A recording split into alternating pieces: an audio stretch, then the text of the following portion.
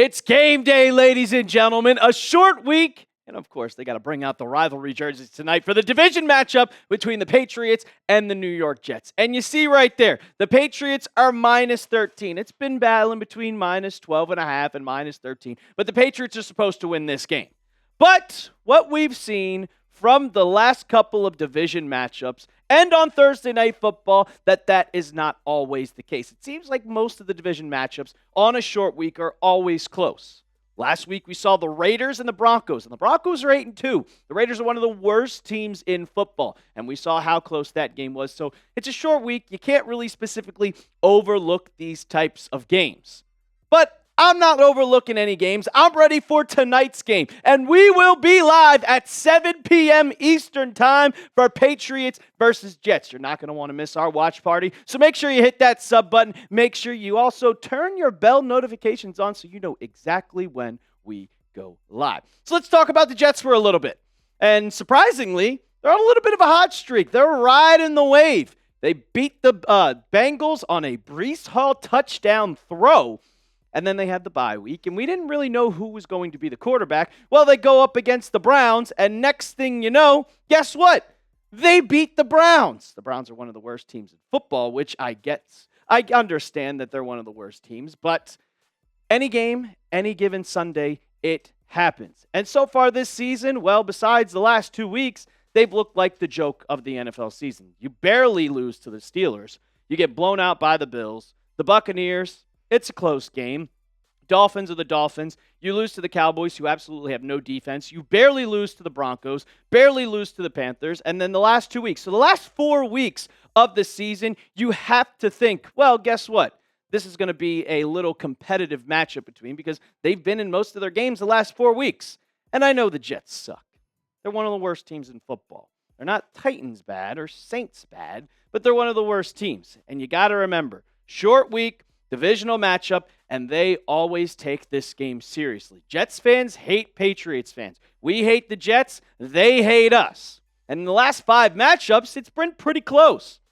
Patriots are 3-2. I will never forget that one game a couple years ago where it was, 3-3 the entire game, and then Marcus Jones came out of nowhere and specifically just ran back a punt return and won us the game. Hilarious game, but I mean, that's how close these games are. It's always a battle between these two teams. But the Jets, it seems like they've given up on the season. They pulled off a fire sale last week during the NFL trade deadline, and they made 2 specific trades where you look at them and you're like, oh, they're giving up all their star players. First one, which kind of started the day, and it was the Jets trading away their star cornerback, Sauce Gardner, for not 1, but 2 first-round picks, and of course, they get A.D. Mitchell. So you're thinking, okay, well, they lost 1 All-Pro. What are they going to do next? Well, next thing you know, they're also sending another trade over, this time to the Cowboys, and their second-best defensive player, Quinnen Williams, is going over to Dallas, and they also receive another first-round pick, another second-round pick, and Mozzie Smith. Yeah, you lose 2 of your best players on defense. So you got to think, well, their defense is absolutely depleted of their playmakers. Sauce Gardner was probably going to be on Stephon Diggs tonight. Well, now the case, that's not happening. Quinnen Williams going up against Garrett Bradbury, yeah, that's not happening. So you got to think that the Patriots can take advantage of this. And as for their offense, it's an absolute joke, man. It's hilarious to watch this team. Because, for one, they're just bad.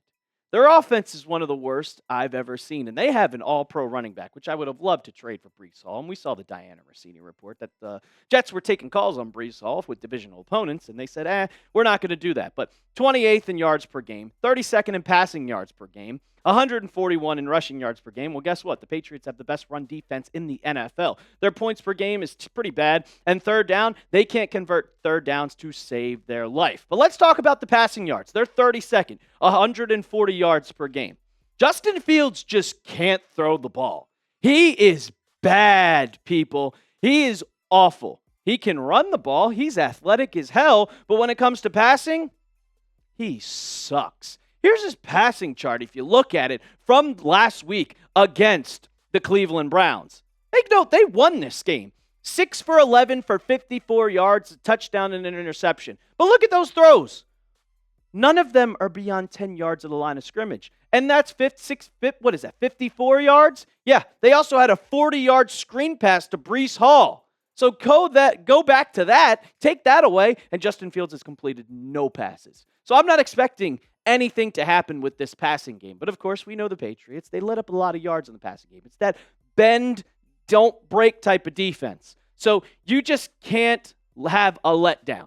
You cannot have a letdown. You can't go into this game with a short week thinking it's the New York Jets. You're going to walk in and just pounce on them. That's not going to happen. I know how bad their offense is, and this defense should take advantage of that.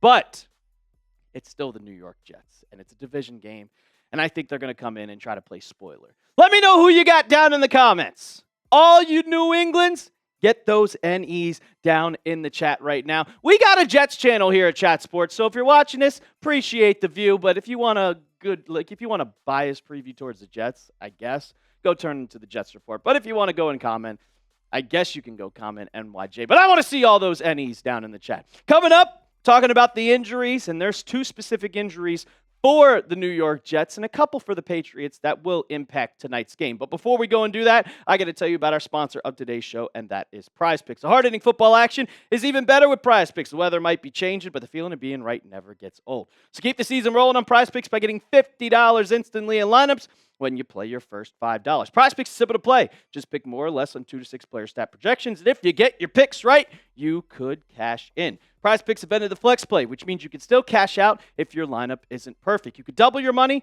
even if your picks don't hit. I made a lineup for tonight's game, and I got Breece Hall, the less on rushing yards, 60.5. We know how good New England's defense is. Demario Douglas, well, I gave you the injury report. Kayshon Boutte is out. Give me the more on receiving yards, 24.5.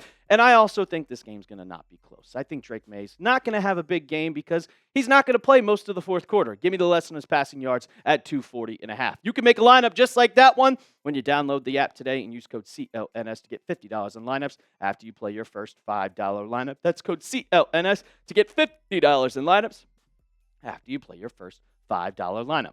PrizePicks. It's good to be right. All right, let's take a look at the injury report, and it is full. A lot of players, but all the full participants, they are expected to play. You have Terrell Jennings limited. He is expected to play. Jack Gibbons is going to play, and thankfully, Travion Henderson is going to play. But you see those DMPs, Kayshon Boutte, Christian Ellis, Austin Hooper, Ramondre Stevenson. All of those players have been ruled out. So the Patriots are going to be weak at wide receiver. Your deep threat, Kayshon Boutte, is out. We see how good this offense is with him in the offense. But now you kind of have to rely on Kyle Williams. Linebacker, no Christian Ellis, Jelani Tavai, Jack Gibbons. Tight end, Austin Hooper is out. I'm expecting C.J. Dupree to get that practice squad elevation and make his NFL debut. And at running back, thankfully, Terrell Jennings is probably going to play. So you have those 2, and then Dearness Johnson will get the elevation as well. As for the Jets, 2 key injuries. And we saw this from Rap Sheet yesterday. Jets have downgraded Garrett Wilson and Azareeh Thomas out for Thursday Night Football. Those are 2 of their top playmakers. Garrett Wilson is one of the best wide receivers in football and pretty much the only weapon that you have for the New York Jets for Justin Fields to throw to. He's out. And guess who was Sauce Gardner's replacement at being that top cornerback? Yeah, it was Thomas. So now I wanted to just show you guys the wide receiver depth chart for the New York Jets as we go into tonight without Garrett Wilson. And Josh Reynolds. Alan Lazard was a healthy scratch last week. Arian Smith, you got John Mechie and A.D. Mitchell. What is that going to do? Justin Fields is going to have no one to throw to tonight. Christian Gonzalez is going to be lined up on pretty much whoever he wants to. Carlton Davis and Marcus Jones are going to have a good game. But it's still, anybody can go off on any given, I guess you want to say Thursday. A.D. Mitchell's still a solid wide receiver. To the keys to victory we go. And this one almost cost us the game last week. I'm still annoyed about it, but we're on to Thursday night. Limit the turnovers. You got to limit the turnovers, ladies and gentlemen. And I'm specifically talking to Drake May. He's playing like an MVP. He is the favorite to win MVP right now. But he almost made a costly turnover against the Bucs. He had the game in hand, rolling out on 3rd down and goal, and throw an interception. Those mistakes cannot happen against the New York Jets.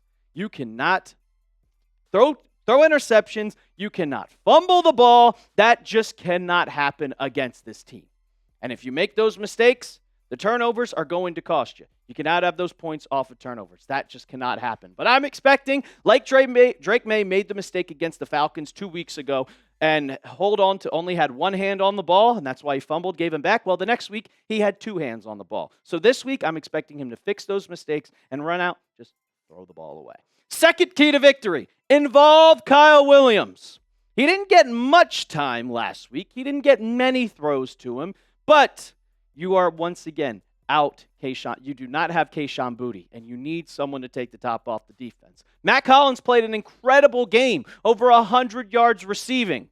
But I want the speedster to get involved more. He had the 72-yard touchdown catch versus the Bucs. If you can get him on a slant or you can get him open on a crosser, he's just going to break free and he's going to show off his speed and probably score another one. You could have explosive plays if you get him involved in the game. And my last one, keep a spy on Justin Fields at all times. Last week, you had one on Baker Mayfield, and you kind of locked him down from taking off running at any moment in the game. 2 weeks ago against Michael Penix Jr., he's not that mobile. They didn't keep a spy on him. He had one rush for 15 yards where it drove me insane. You don't have to worry much about the run defense when you have Milton Williams, Tonga, and Christian Barmore. The run defense is going to be there. I'm expecting Breece Hall to not have that big of a game. But when it comes to Justin Fields, he always ends up going off for a big run at any time. He can't throw the ball. He's not a good thrower. I know his stats say 6 touchdowns, 1 interception, but Drake May is almost at 3,000 yards at this point in the season. He's getting up there, and he's going to hit that mark. Fields is only at 1,143 yards. That is not good. His completion percentage is fine, but if you look at the way he throws the ball, he's not throwing it downfield. Only 1,000 yards. And that QB rating should be rushing yards. He has 316 rushing yards. That's his one kind of, hey, this is what Justin Fields can do. This is what he can do better than anybody. He is not a good quarterback, but he is an amazing athlete on the field. And if he breaks free and breaks contain, he'll make you pay. He's carried the ball 60 times already this season for 316 yards. That's 5.3 yards per carry. Patriots need to keep a spy on him because if he sees that pocket open, he's going to take off running and make you pay. So you have to keep a spy on him at all times, whether that be Jelani Tavai, whether that be Robert Spillane, whether that be Jack Gibbons. Needs to happen. And if you keep those things, you're going to blow this team out. Predict the score for me down in the comments section. What do you guys think? What's the score going to be? Is it going to be close? Is it going to be a blowout? Let me know down in the comments section. I think this is going to be an absolute blowout. I think the Patriots are just mentally tough. I think they're well coached by Mike Vrabel and the rest of the coaching staff that it's going to happen. I don't think they're going to overlook this game. I don't think it's going to be a letdown. I got 34-10 Patriots. I don't think this game's going to be close. It's going to be like one of those Thursday Night Football games a couple weeks ago that we saw. But we'll have to wait and find out. We will be live 7 o'clock Eastern time tonight. Make sure you don't miss out. Hit that sub button right now. And as always, let's go Pats.